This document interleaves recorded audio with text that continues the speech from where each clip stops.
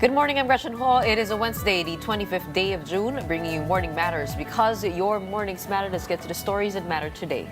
Prosecutors are urging the International Criminal Court to reject former President Rodrigo Duterte's request for temporary release. They argue he poses numerous risks and must remain detained to guarantee he faces trial and does not obstruct justice. Tel Aviv is accusing Iran of violating the ceasefire and vows to retaliate after missiles struck Israeli cities only hours into the truce. While Vice President Sara Duterte has submitted a formal response to the Senate summons, the House prosecution team believes it is an evasive tactic, arguing she is exploiting legal technicalities and loopholes to avoid the substance of the impeachment. Welcome to our program, Morning Matters, where we talk about the issues you need to know for the rest of your day. Now, first on the agenda. Just hours into the ceasefire, missiles rained down on Israeli cities once again. Now, Tel Aviv is accusing Iran of breaking the truce and has promised to strike back. Here is the report. Israel's military has confirmed that a ceasefire is now in effect, carried out under the orders of its political leadership. This comes after U.S. President Donald Trump brokered an agreement aimed at pausing hostilities between Israel and Iran. Shortly after, Prime Minister Benjamin Netanyahu announced on social media that Israel had agreed to Trump's proposed truce. Despite this, Israeli forces remain on high alert, bracing for the possibility of renewed missile attacks. An Iranian official has likewise confirmed acceptance of the ceasefire. Though earlier, Iran's foreign minister insisted there would be no cessation unless Israel stopped its attacks. President Trump in turn urged both sides to honor the agreement. But just hours after the ceasefire was made public, sirens were heard across Haifa, Israel. Then came explosions, this time near Tel Aviv and Beersheba city. Israeli media reported that a residential building had been struck. The missile strike killed at least 3 people and left widespread destruction, with rescue workers still combing through rubble for survivors. In retaliation, Israeli Defense Minister Israel Katz ordered military strikes on Tehran, claiming Iran had violated the ceasefire. Iranian state television, however, denied any breach, saying the last of their missiles were launched before the truce took effect. As the conflict deepens, nuclear experts warn of a more alarming issue: the likelihood that Iran is edging closer to building nuclear weapons. So what the IAEA found just before they sort of made the declaration, is they'd got 400 kilograms of 60% enriched. That would give you sort of 300 odd of 90% enriched for your bomb. You need about 25 kgs for a bomb. So they, potentially they had enough material for 10 bombs. What's not known is, have they converted the 400 kgs of 60%, which the IAEA saw, have they converted it to 90%? If they did, it's of the form of UF6. Since Israel's June 13 strike on Iranian nuclear sites, the International Atomic Energy Agency has been unable to conduct inspections. Adding to global tensions, Iran's parliament is pushing to close the Strait of Hormuz, a key transit point for the world's oil supply. The move, however, is still pending approval from Iran's Supreme National Security Council. U.S. President Donald Trump accuses both Israel and Iran of violating the ceasefire just hours after he announced it. Trump had announced the ceasefire earlier on Tuesday with a post on Truth Social saying the ceasefire is now in effect. Please do not violate it. Later in the day, Trump told reporters Israel launched its strikes almost immediately after the agreement was reached. Trump added that Iran and Israel had been fighting so long and so hard that they don't know what the blank they are doing. I'm not happy with them. I'm not happy with Iran either. But I'm really unhappy if Israel's going out this morning because of one rocket that didn't land, that was shot, perhaps by mistake, that didn't land. I'm not happy about that. You know what? We basically have 2 countries that have been fighting so long and so hard that they don't know what the they're doing. Do you understand that? The first batch of OFWs repatriated from the Middle East amid the ongoing Israel-Iran conflict arrived last night. A total of 31 OFWs returned home, 26 from Israel, 3 from Jordan, 1 from Palestine, and 1 from Qatar. Each OFW receives 150,000 pesos in aid, along with airport assistance, medical services, and reintegration support. More than 300 out of over 30,000 OFWs in Israel have already requested repatriation so far. We do receive calls. Our embassy, our offices, OWA, and DMW. But after those calls of initial repatriation, we call them back if they are really sure that they want to be repatriated. So based on those calls, we have confirmed, of course, the first 26, and then this additional 50, and then another 20. The government is ready to release fuel subsidies for the public transport sector as soon as oil hits $80 a barrel. The Energy Department has listed down alternative routes in supplier nations such as the United States, Canada, and Brazil if and when their so-called worst-case scenario happens. Now, on Tuesday, gasoline stations nationwide implemented the first tranche of this week's price hikes, ranging from 1 peso and 75 centavos to almost 3 pesos a liter. There are several scenarios. One, the most positive is that it will not escalate anymore and the prices will continue to go down. Today is a good day with $69 per barrel. It can escalate. The worst scenario is they close the Strait of Hormuz. If it gets cut off, then that's not only for the Philippines, bad news for the Philippines, but the whole world actually. So we've been discussing different scenarios from worst to best.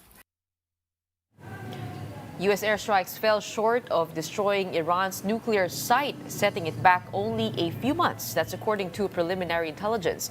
To discuss this and more, we are joined this morning by geopolitical analyst Richard Darian. Good morning to you. Thank you for being with us on Morning Matters. Morning. I'm still waking up. Yes. Okay, a furious Trump is the image of this morning. He hurled an expletive towards Iran and Israel for breaking ceasefire, and he seems to be, on the surface, that angry parent scolding his children. How does this all seem to you? Well, I mean, I think President Trump was clear that he was disappointed with both sides, but I think what really caught everyone's attention is how he emphasized his disappointment, if not rage, with a key U.S. ally whom he was supposed to support. So if you really listen to this, and in fact, over Twitter in the past 6, 7, 8 hours, we saw many people on the side of Israel, especially some of the more hardline elements, expressing disappointment, to put it mildly, with President Trump's dedication and really this kind of forceful push to end the conflict. I think we were having some conversation yesterday because there were a lot of people who were asking about whether this is true, this is not. I said, if you read in between the lines, there is going to be a ceasefire. Always the ceasefires are going to be difficult. In fact, what tends to happen if you watch the movie All Is Quiet on the Western Front, if you read about the First World War, the most aggressive offensives tend to be before the ceasefire kicks in because some of the hardline elements want to get the punches through. Parang sa boxing yun eh. Kung alam mo na andyan na yung bell, at tingin mo hindi mo nakuha yung gusto mo, dun mo na i-throw yung mga punches. And I think in many ways, Trump wanted to project himself as a referee.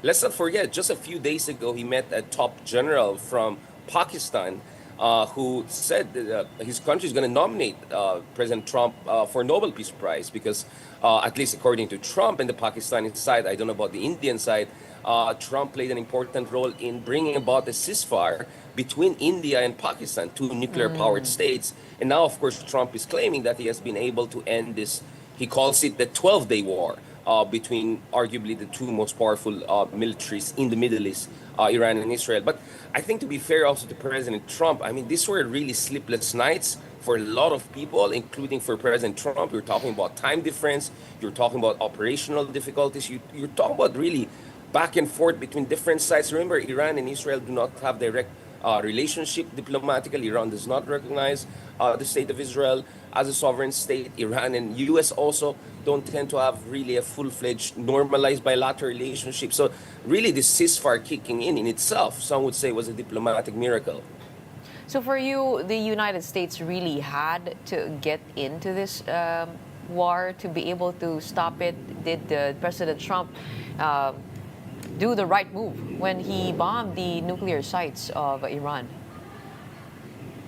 Well, I think international law is very clear that you cannot just go there and bomb another country's facilities if you feel there's something wrong, or I mean, that's why you have the International Atomic Energy Agency. That's why Rafael Grossi, the head of the IAEA, has repeatedly said do not target nuclear facilities. Remember, targeting nuclear facilities could create radioactive and other very, very dangerous effects that could affect civilians. Let's not forget hundreds of civilians across Iran were killed, according to some reports, including minors, children, and women.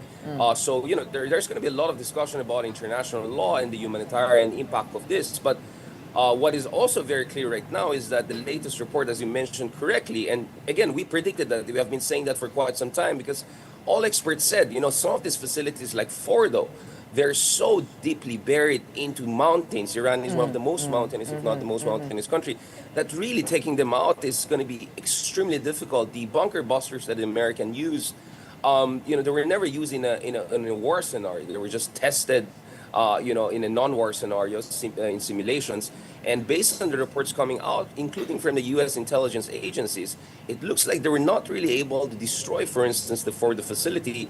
And the situation right now is that people also don't know. Maybe Iran actually took out the highly enriched uranium. You don't know where they are. There are thousands of other mountains across Iran. Iran is in a position to build other similar facilities, if it may not have already built those facilities. So operationally speaking, I'm not sure what really was achieved, in a sense that the nuclear program may have been set back only by a few months, according to U.S. intelligence. The Iranian regime held true despite the initial tactical success of the other side. They reconstituted right away, which tells you about the robustness and resilience of the state institutions.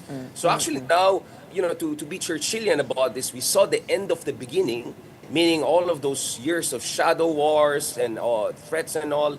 But we're entering a new phase of even greater uncertainty, whether about the fate of the highly enriched uranium that Iran was able to achieve before these latest bombings, whether it's about Iran is open to make more concessions diplomatically after everything that has happened, and whether the U.S. has an appetite really for more military intervention, because clearly President Trump was not interested in forever war and putting boots on the ground, because you cannot change countries and regimes from air. And we just saw another proof of that in the past 12 days.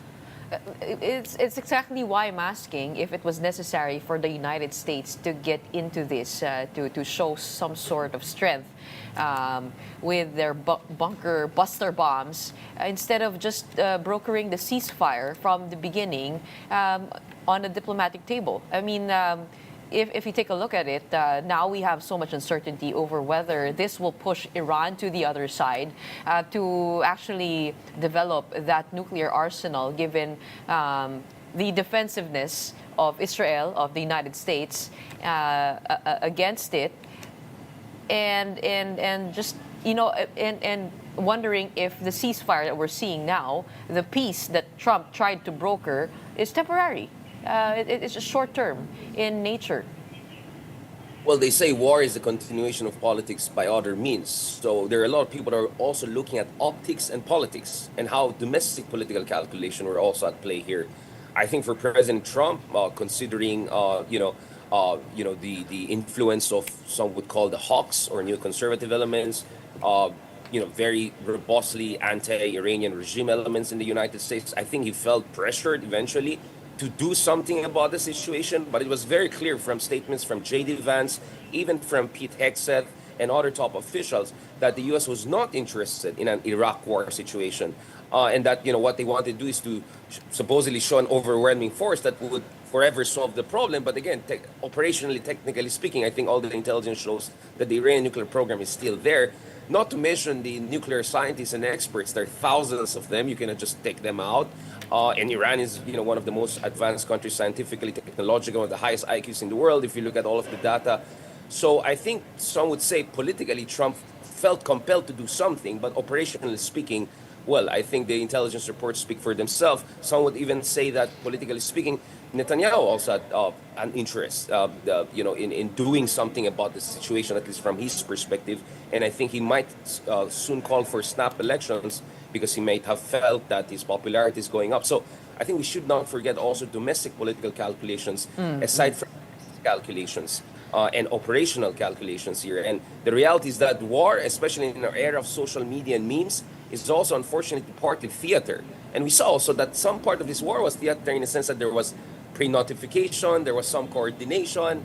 And that is why, thankfully, as we predicted on different show, on the big story the other day, there would be calibrated de-escalation, or at the most calibrated escalation, because the worst case scenario would have been closing of the Strait of Hormuz, and basically you'll go into what some would call the Samson option, whereby Iran would risk its own oil exports capability, if not more, if it were to close the Strait of Hormuz and really target U.S. bases across the Persian Gulf, which would have completely alienated its friends and its Arab neighbors in that region. We didn't go down that path. I think, and the big reason is not only that didn't Iran want to escalate this further, President Trump was also very interested in ending this as soon as possible. Well, let's not forget that Trump went on with the strikes on Iran without consulting his Congress. What do you think would be his non-negotiables, talking about domestic politics, in order not to lose his MAGA crowd? What should he not or compromise? I mean, when he's towing the line, ano ba yung hindi niya i-cross? Like, for example, you mentioned putting boots on the ground. How far do you think President Trump would go with his, in your language, jiu-jitsu, conflict, political jiu-jitsu? Right. Very good observation. I mean, I never thought I would so intently follow, tweets by Marjorie Taylor Greene and Congressman Massey and Tucker Carlson and Steve Bannon. I mean, these are like the big names in the Make America Great Again movement, and a lot of them have been very, very vociferous in their opposition to opening of hostilities between Iran and the United States. They're very much about, America first. We might love our allies, but America first. And people are forgetting J.D. Vance. I mean, as you can see there in the video, J.D. Vance is wearing a different necktie color, which some people were also trying to read into it. I mean, you can look at his facial expression. You can look at how he was positioning himself. Some would say that J.D. Vance was perhaps not totally sold on this, or at the very least, he was quite worried that this could get out of control based on his own experience. He served in the Iraq War. He saw how there's so-called mission creep. You might want to start with one mission. Next thing you know, there's another mission. Next thing you know, you're there for 20 years and spent trillions of dollars and lost thousands of lives. And J.D. Vance was very clear the other day that regime change was not on the table. In fact, he even said Iran and U.S. were not at war. This was really about the nuclear program operations. So I think at many levels, there are many MAGA leaders who were extremely worried about escalation. And I think they're very much welcome the cessation of hostilities. But I think everyone knows, fundamentally the situation perhaps has not dramatically changed. Each side is going to stick to their own guns in the coming months and years. And therefore, I think the push right now by Congressman Massey on the Republican side and Rouhana on the Democratic side is to reassert the power of the Congress. The reality, however, is that if you study American foreign policy over the past 50 years and look at a lot of literature on that, like the Power Wars, for instance, book by the New York Times columnists on the Obama era, the U.S. presidents actually enjoy a tremendous amount of latitude in terms of engaging in external military operations. In fact, the war powers of the Congress could be sometimes mitigated or curtailed by the president when they refuse to even call a military operation a military operation. I think we had one example during the Libyan Gaddafi operation whereby the U.S. engaged in some military operation, but President Obama did not describe it as such and therefore did not provide the legal basis for the Congress to come in. So if the Congress wants to reassert its power, there has to be really some sort of major consensus there. I just don't see that because the Republican leadership under Speaker Johnson are very much aligned to President Trump. President Trump still has tremendous amount of influence over the Republican Party. the Democratic Party, let's see what direction it's going to take. That's why everyone is watching the New York elections, mayoral elections, because the race between Como and Mamdani could also say something about what direction the Democratic Party wants to take, including on foreign policy issues, considering how Como and Mamdani have very different takes on a range of conflicts, including these latest conflicts in the Middle East. So what I'm saying is that, yes, in the MAGA movement, among some Democrats at least, there's this sense that things could get out of control and that there has to be a push for reassertion of congressional power.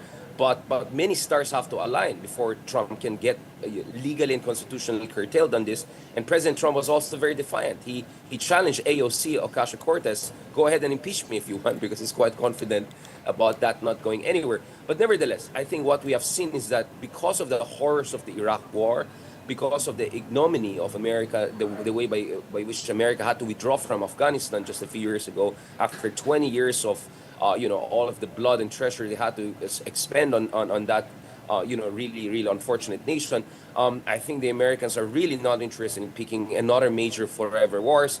And in the case of Iran, you're talking about a country more than 4 times larger in population than pre-2003 Iraq, and a country that has proven its ability to bounce back from very, very difficult initial tactical setbacks, as we saw almost 2 weeks ago. So now the difficulty starts. If we go back to the negotiating table, what is the U.S. going to offer? Are they going to offer really something major in terms of sanctions relief and some sort of normalization? And in exchange, would the Iranians be agreeing to, giving up completely their enrichment capacity? Because the issue here is not nuclear program. Iran has an operational civilian plant in Bushehr, close to the south of the country. But will the U.S. allow for any kind of enrichment? I think we're going to see a lot of rounds of back and forth on this, because I think the Iranians may be open to freezing their enrichment capacity for confidence building for quite some time, and maybe both sides could sell that as some sort of a good opening. But after everything Iran has gone through, and after the resilience they have shown in terms of their program, and even militarily, some would say, will they just agree to some more maximalist concessions? That's difficult to see. But then again, Gretchen, nothing is impossible. This ceasefire, let's be honest, many people were very, very skeptical that there was even a ceasefire. We don't know whether it will hold, of course, but the fact that at least in the past, 12 hours or so, we have not seen major bombings and all, that maybe there is indeed a commitment to some sort of a more durable peace in this part of the world, because just the stakes are just so high, Gretchen. Well, it seems to be there is some truth to that ceasefire after all the questions about its veracity. But you're right, it is fragile, and we will see what happens on from this moment. In the meantime, maraming salamat. Thank you so much. We have geopolitical analyst Richard Darian weighing in on the conflict in the Middle East. Don't go away. We'll be back with more stories right after the break.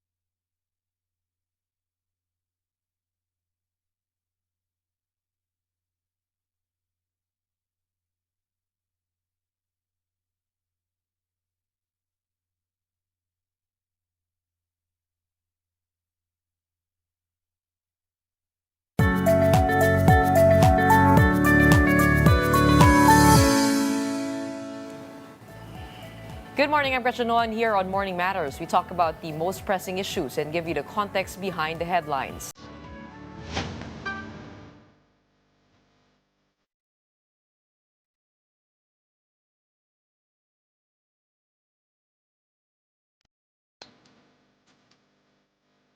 The House prosecution team has received Vice President Sara Duterte's formal response to the Senate summons. Here is the report. The House prosecution team has received a copy of the answer ad cautelam submitted by Vice President Sara Duterte in response to the writ of summons issued by the Senate Impeachment Court. The prosecution is now reviewing the content of VP Sara's arguments, in which she asserted that the impeachment case against her is void ab initio or invalid from the beginning. Duterte emphasized an alleged violation of the Constitution's one-year ban on filing successive impeachment complaints. However, the House prosecution team believes the Vice President is merely deflecting the issue by using legal technicalities and looking for loopholes in the impeachment process. Those who cannot face the facts, those who cannot prove the substance of their defense, resort to procedure. Hindi yung ginawa ho yung sinabi ho nung legal team ay all conclusions. They're all conclusions. Ang gusto namin, factual and legal basis. Wala ho yun sa sagot eh. Paano? So saan ang direksyon natin? Ngayon, gaya na sinabi ko, kakulangan nila yun. Hindi nila sinagot yung factual allegations. On our part, we will proceed and address the factual issues. Assistant House Majority Leader Jude Asidre shares the same sentiment, saying that VP Duterte appears to be avoiding the core issues raised against her. Ang worry ko lang dito na ang panawagan for accountability ay nalulunod ng mga technicality. Siyempre, ang taong bayan, mas interesado po tayo hindi dahil kung na-violate yung one-year ban. Ang mas interesado ang ating mga kababayan ay malaman kung saan ba talaga napunta ang paggastos ng confidential funds, saan po ba, kung meron bang pananagutan, yung pagsabi po ng ating pangalawang Pangulo na ipapapatay niya ang presidente, ang unang ginang at ang speaker. Prosecution panel spokesperson Attorney Antonio Bucoy also criticized VP Duterte's remark that the articles of impeachment were merely a scrap of paper. Patuloy nilang hindi kinikilala ang jurisdiction ng impeachment court. So ito po hindi ho ito naaayon. So as if nagpali siya ng answer pero hindi niya kinikilala ang jurisdiction. May sinabi pa, dadagdagan ko po. Sinabi na ang articles of incorporation is a mere scrap of paper. In other words, basura. Kung basura, bakit niyo sinagot? And joining us now to break down the latest developments is House Prosecution Spokesperson Attorney Antonio Bucoy. Good morning. Welcome to Morning Matters. Good morning and thanks for having me. The Vice President has answered the Senate summons. She calls this impeachment case a scrap of paper. She pleads not guilty and she says this is a clear abuse of the impeachment process. No statements of ultimate facts are in the impeachment complaint. Okay. What does the prosecution have to say? Let's break down your question. Number one, she said it's a mere scrap of paper. Did she say why? To us, the scrap of paper are the liquidation documents like piatos, boy camote. These are scraps of paper.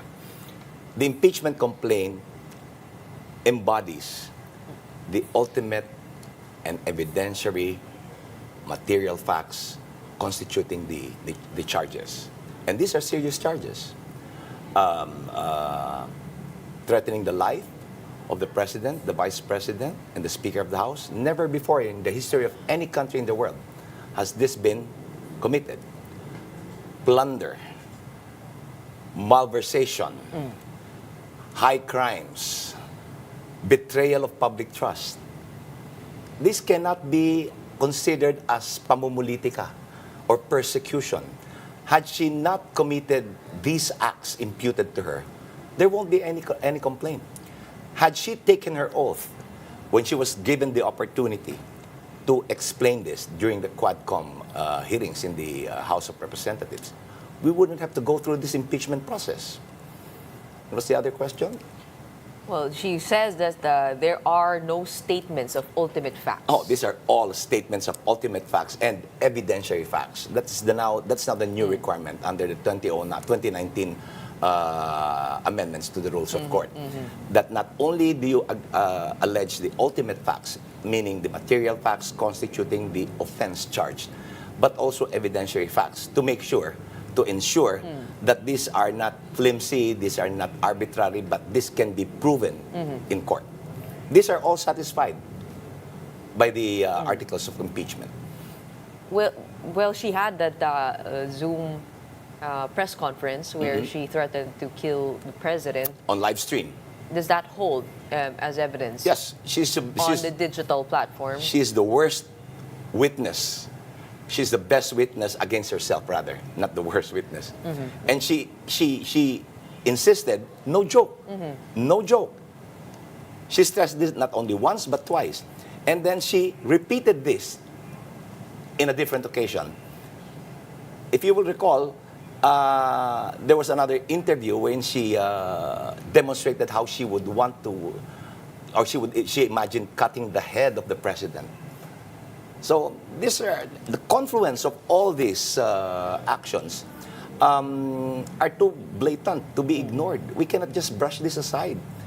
The second highest official of the country making these threats is so gross that she should be made accountable among the other serious articles. And the third thing that she said, that this was a clear abuse of the impeachment process. And of course, we do relate that with their camp saying that this was all political. Kumbaga, nagamit lang sa politika itong mga hearing na ito to get her out of office.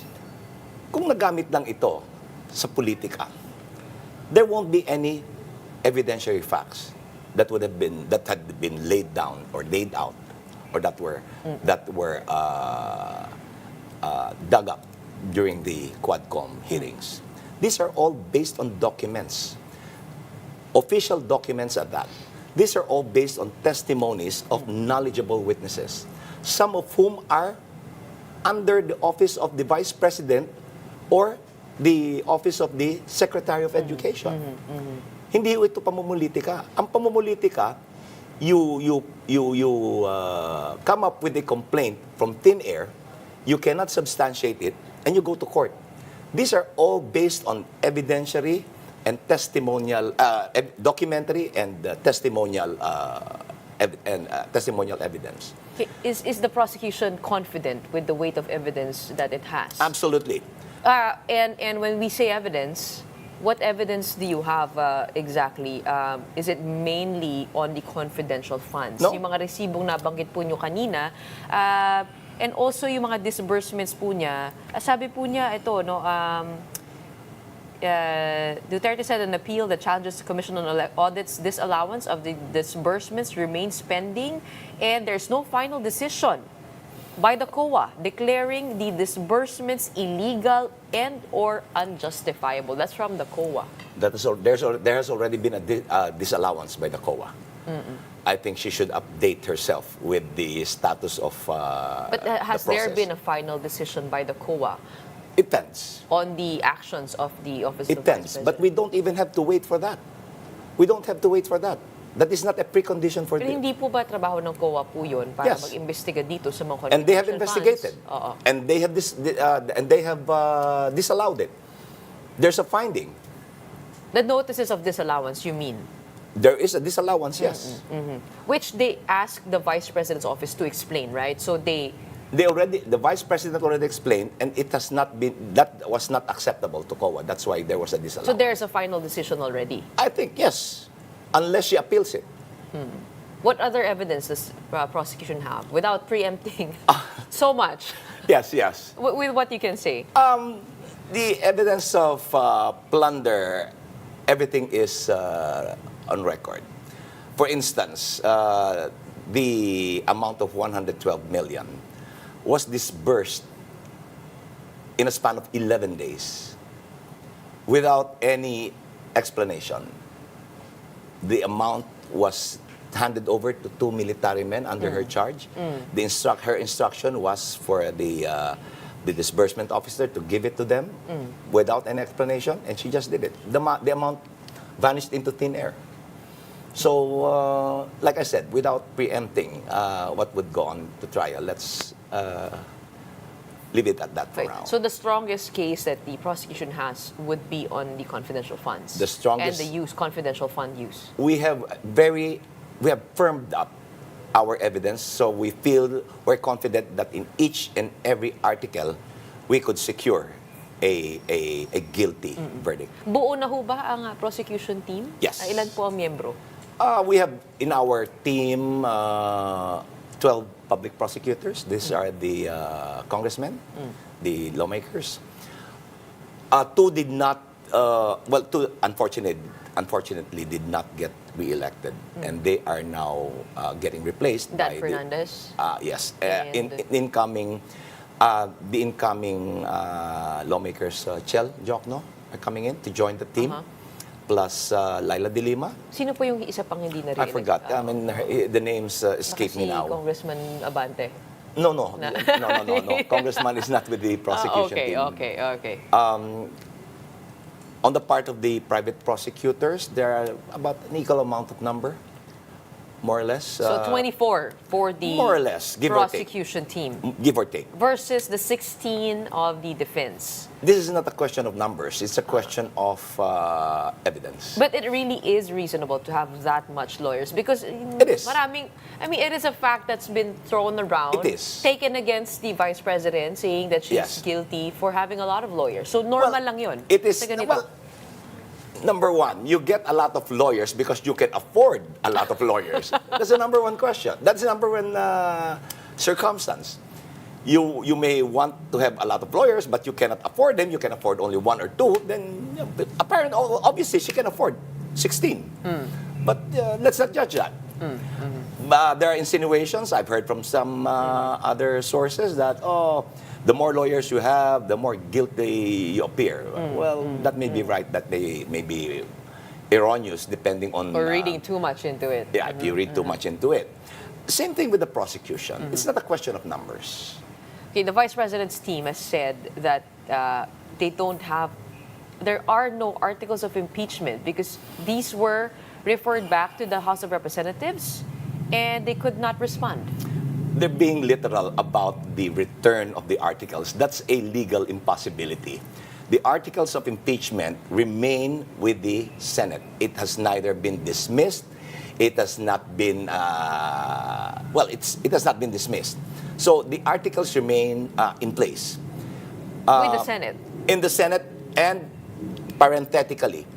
But it has been sent back to remanded. To It is the House not of a Representatives, literal right? return, It was returned because they imposed an unusual requirement, which is the certification that the House did not violate the Constitution. That's the first one. That's the first. And the second, an affirmation that the succeeding Congress, the 20th Congress, will pursue the articles of impeachment. These are all unusual requirements. So what happens now? This will not proceed without the confirmation from the 20th It will Congress? proceed. Like I said, I previously said, we are bending over backwards. The prosecution is bending over backwards. The House is bending over backwards. Notwithstanding the absurdity of the requirement, the House passed a resolution on the last day of plenary satisfying the first requirement. Okay. And given the current composition of the incoming Congress, the 20th, there's no doubt that the second condition would be Hindi naman po satisfied. talaga magtutuloy, kasi wala ring plenary session sa ngayon. Tama po ba? No. Kumbaga parang pagkatapos po ng SONA, pagdating ng July, yun ang unang pag-uusapan at isi-certify Correct. ng 20th Congress. Hindi matutuloy not because the impeachment court is suspended. The impeachment court continues. Notwithstanding the Senate and Congress being on recess, awaiting the convening of the 20th Congress. hindi siya susulong at this time because we cannot, as of yet, satisfy the second requirement, which is the affirmation that I spoke of. And that can be... And what if they don't want to affirm that? What if they do not want to proceed and they deem this unconstitutional, crossing over to another Congress? What happens then? The House of Representatives has no option but to proceed. They cannot withdraw. They cannot say, no, we don't want to pursue this. Their constitutional duty was performed and accomplished when they transmitted the articles. They cannot withdraw this. That is unconstitutional. That is beyond their mandate under the Constitution. But what if Congress votes not to continue? What happens? It is a constitutional impossibility. They cannot do it. So it's useless for us to Pero marami rin pong nagawa na kumbaga, parang unconstitutional din. But this yung pagde-delay. But this is within the control of Congress. What you're pointing out are delays caused by the impeachment court and by the impeached official. Congress can never constitutionally withdraw the articles. It is not within their mandate. Their task, constitutional task, was performed when they transmitted. So what if we change the term? What if it's not actually withdrawn, but the matter of the impeachment ends with the 19th Congress? But that's not even an issue now. So do you think everybody's on the same page? We're on the same that page. This will be carried over to the next. This will be taken up by the succeeding Congress. And by Congress, even the Senate is... when I speak of Congress, I speak of the combined houses. So everybody's on the same page? Yes. Na matutuloy po itong trial na ito? Okay. This impeachment court has not said otherwise. In fact, they affirmed na we're not dismissing this. I want to go to one of the main arguments of the Vice President, which is the one-year constitutional ban that the fourth impeachment complaint actually circumvented. She's arguing that the House Secretary General delayed transmittal of the first 3 impeachment complaints to the Speaker's office for 2 months. Thus making it the 4th one unconstitutional. Or hindi po ba, paano po ba ma-justify ng House yung pagde-delay na yun? The Secretary General has no deadline when to give it to the... But... There's no... Let me finish. Okay, go ahead. The Secretary General, there's no fixed period for him within which to submit this to the office of the Speaker. The Speaker of the House, on the other hand, has a 10-day deadline to refer this to plenary. Okay? That 10-day deadline, with respect to the first 3 complaints, fell within the 10-session day deadline. The first impeachment complaint was filed on December 2nd, 2024. The last impeachment complaint, which is the 4th, the one pending now, was filed on February 5. If the first impeachment complaint fell within the 10-day period, necessarily the 2 succeeding impeachment complaints that were filed by Makabayan and by the civil society, the clergy and the religious, fell within the 10-day session period. Okay? The 4th impeachment complaint did not have to go through referral to the Committee on Justice because it garnered more than the 1/3 minimum required. Such that the Constitution says once the endorsement of at least 1/3 is achieved, the complaint becomes the articles of impeachment.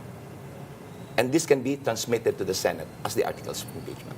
So the 10-day session period was complied by not only by the first 3 complaints, but including the current 4th impeachment complaint, which is pending. But doesn't it say in the Constitution that the SecGen should have transmitted the impeachment complaint to the Speaker's office immediately? That is not in the Constitution. Immediately? That is not in the Constitution. It's in the House rules on impeachment. See, the House rules, the House has its own set of rules regarding impeachment proceedings. The Senate has their own own rules. The House is plenary when it comes to interpreting their own rules. That's part of their rule-making body, part of their internal rules. Not even the Supreme Court will intrude into that. Kung baka kayo nag-uusap dyan. No, yes. Kung ano ibig sabihin ng immediately, Just para like, sa inyo ay sa yes, inyo. just like the internal rules of the Senate, we cannot intrude into that. We cannot interpret I mean, by we, I don't mean we, I mean the House. Yeah, yes. The House cannot intrude into that. And vice versa. In much the same way, in a line of decided cases, the Supreme Court will not intrude into the rule-making body, internal rule-making body of a co-equal branch of government. Unless there are constitutional digressions. What do you mean? There are constitutional violations, but here there's none. Because if you put it side by side with forthwith, right? Oh yeah. But yeah, forthwith is in the Constitution. It's not just in the internal rules. So it's a constitutional mandate. You cannot ignore that. So this will proceed. This will proceed, absolutely, and it should. Because the institutions are on trial. What do you make of the move of senator judges to file motions? That has been discussed to death. Judges cannot do that. I'm sure you're referring to some of the... Are you going to ask some senator judges to recuse? inhibit? Yeah. No, we leave it to their judgment. Hindi na. Hindi na. That will... Even if, I mean, the arguments of the Vice President in their response sound similar to the motions of some senators. Listen. They say that the Vice President has the numbers. Okay? She has her own lawyers within the impeachment court. Legal, pundits say that.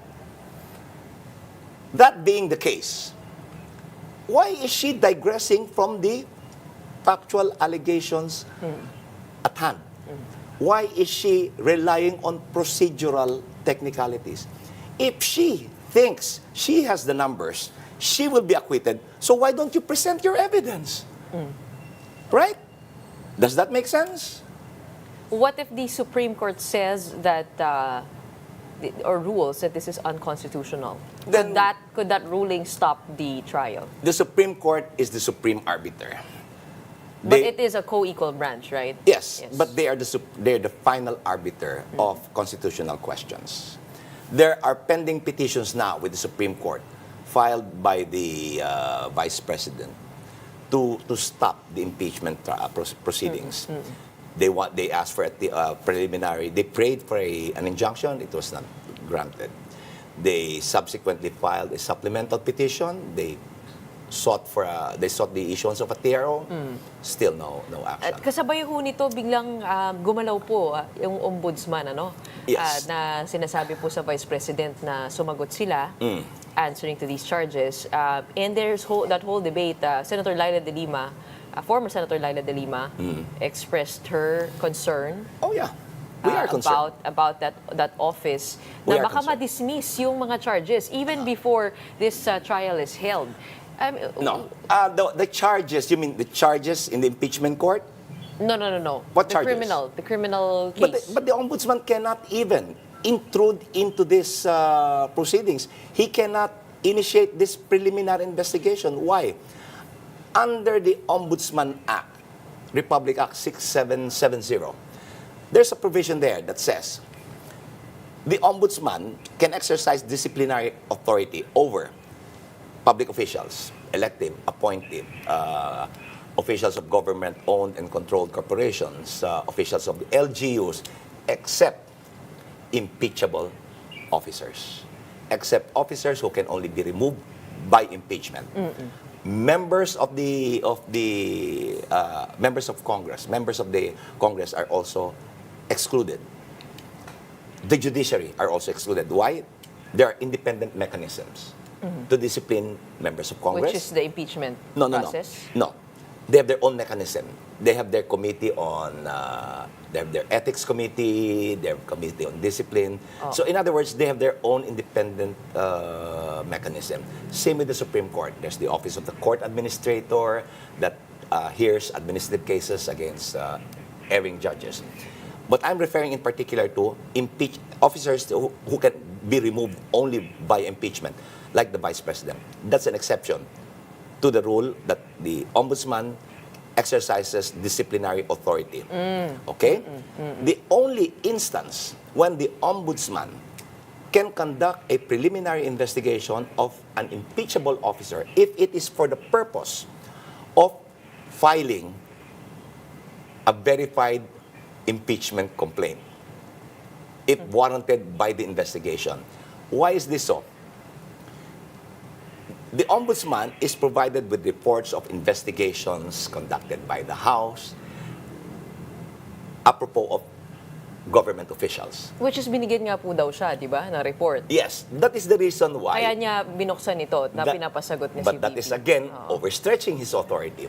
He is provided reports occasionally, or if not regularly, by the committee or committees, respective committees of Congress, so that he could do an assessment on whether or not to pursue a complaint. Okay? But not with respect to impeachable officers. When he was given this report regarding the investigations conducted by the Quadcom, it was part of the, for your information, practice by the committees of the House of Representatives. It was not a complaint. It was unusual for him to treat this as a complaint and name Congressman Joel Chua as the complainant because he was the chairman.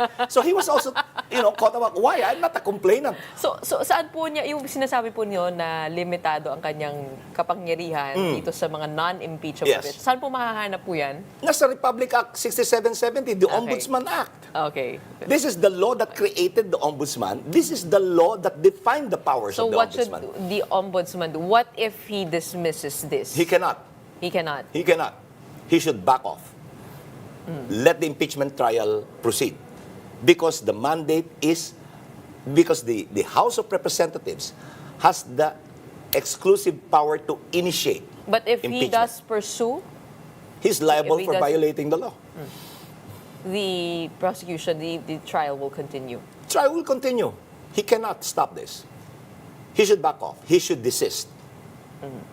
That is that's the legal way of We do know that the responding to this. Ombudsman, Samuel Martirez, is retiring this July. So That even makes this interesting, considering his track record. before the 20th Congress begins, does that happen before the Congress begins? I think he retires sometime in mid-July. I'm not. So that's before the 20th Yes. Congress begins. Yeah. All right. Interesting developments here from different sides. But thank you so much for explaining all of that Yes. to us. So it's a very, very legalese and I technical tried to translate on many it. ends. I tried to translate it in a language more digestible. And is that your role here? My role is to convey the message, to explain it. Kasi hindi naiintindihan po ng Pilipino. We have to make them understand. We have to insist that the public should understand. Ano po ba dapat namin maintindihan ng publiko? Maintindihan ano Dito sa matter of impeachment. dapat maintindihan ng publiko. Ano ang proseso ng impeachment? Ito ay mekanismo ng ating saligang batas para sa pananagutan. Kaya yung titulo niya, the title is Accountability of Public Officers. What's the first item? Impeachment. The process was defined. The process was laid out. Mahalaga ito, this is not just a political exercise. It is not a political exercise. It is an exercise for holding a public official, the highest public officials, accountable. Nung nilapitan po kayo, ano pong sinabi po nila? Your role, hindi po ba naiintindihan ng Pilipino yon? If you take a look at the recent results of the elections, it seems to be that impeachment did not really come across very well. And it was, to my interpretation, was seen as politicking I wouldn't say it was seen as politicking, perhaps to some people, but it was not in the platform by any of the candidates. So how can it be discussed? Wala sa plataforma ng kahit sinong kandidato eh. Iniwasan. Hindi sa Napag-usapan. iniwasan kasi ang politics sa Pilipinas is personality-based, not platform-based. I don't know if you'll agree with that. But that's how I see it. Why is it personality-based? That's the only reason we get actors elected into office. It is personality-based. It's name recall. And yet, the Duterte camp was seen as saying, puro politika lang iniisip ito. Distraction to sa mga pagtaas ng bilihin, sa budget, sa paglulustay ng budget, sa kakulangan sa edukasyon. That's a warrantless generalization. Pag wala kang matuhog na particular, i-generalize mo. You know, you confuse the public. You smoke screen. Pero bakit nga ba hindi inimbestigahan ng Office of the President pagdating sa paggamit naman ng confidential funds? Yun din ang kanilang isinasambit. Hindi naman well, you mean by the Office of the President, you mean the... Mas maraming confidential funds ang Office of the President. The President is not on trial here. That's a separate issue that we should deal with. Hindi ho yan, wag natin ihahalo dito yan. Again, that's, bemuddling the issue eh. Ang nasasakdal dito ay ang pangalawang pangulo. Huwag nating guluhin. Kasi if we start finger pointing, mas malaki tinanggap nun, mas malaki ginastos. Kayong lahat. Teka muna, ikaw ang nasasakdal eh. Sagutin mo ito. Ba't mo ihahambing ang sarili mo sa ibang tao? Sasabihin mo, hindi, mas malaki kinuha niya kaysa akin. So, that makes it right? Does that make it right? No. Ang nagnakaw. Ang dapat managot. Kaya piso yan o hindi. Kung naaalala nyo, may isang maestra, isang guro, na nakadispalko ng 5,000. 5,000. Kinonvict. Ikinulong. Ito 612 million. Pag hindi ka naman ng gigil, where's the fairness there? Sa halagang 5,000, ikinulong mo, Hindi po ba kinonvict ganun mo? din ang ginagawa sa budget natin? Na pinapasukan ng maraming insertion sa ayuda? Ibang usapin yan. Hindi dapat natin ihalo dito yan. Ang usapin ngayon ay ang pagpapanagot sa pangalawang pangulo. Ito may ebidensya. Hindi ito haka-haka eh. We are not second-guessing here. Yung mga appropriation, maraming explanation, maraming haka-haka. Magpapagulo yan ang usapin na ito. Dito tayo tumutok. Ito muna. Ito ngayon ang is on the table. Ito yung pag-usapan natin. Pumasok po kayo sa gitna ng kaguluhan. Para po sa mga nagtataka, saan ang galing si Atty. Bukoy? Kung ito yung kapalaran, edi so be it. Kung makakatulong ako sa proseso, tinatanggap po ang responsibilidad. Have you heard of, possible spokesperson for the defense? No. Wala akong Wala. Kayo lang? Wala akong naririnig. Wala akong naririnig. Okay. And it doesn't matter. Actually, it doesn't matter. Ang importante is my message. Ang importante is for me to educate the public, to understand this process. What will be the role of Shell Jokno and Laila de Lima here? They will be part of the prosecution group. Will they be, how will the roles be designated? We are still discussing this on where they will fit. Oo. Which articles they will take care of. So, ma-assign po yung several lawyers per article impeachment? Yes, that's the Of general impeachment. idea. That's the general idea. How many lawyers per article of impeachment? I don't have the exact numbers, but at least 2 per At least article. 2. At least.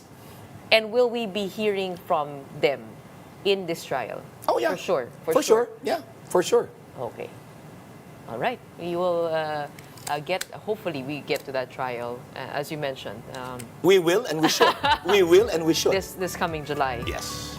Given all of the extraordinary developments over in the House of Representatives and the Senate. In the meantime, maraming salamat. We have the spokesperson for the prosecution panel in the upcoming impeachment trial, Attorney Antonio Bukoy. And that wraps up today's episode of Morning Matters. We hope we've given you the right start to your morning. Let's go ahead and make the day matter. My name is Gretchen Hall. We are One News, all sides, all the time.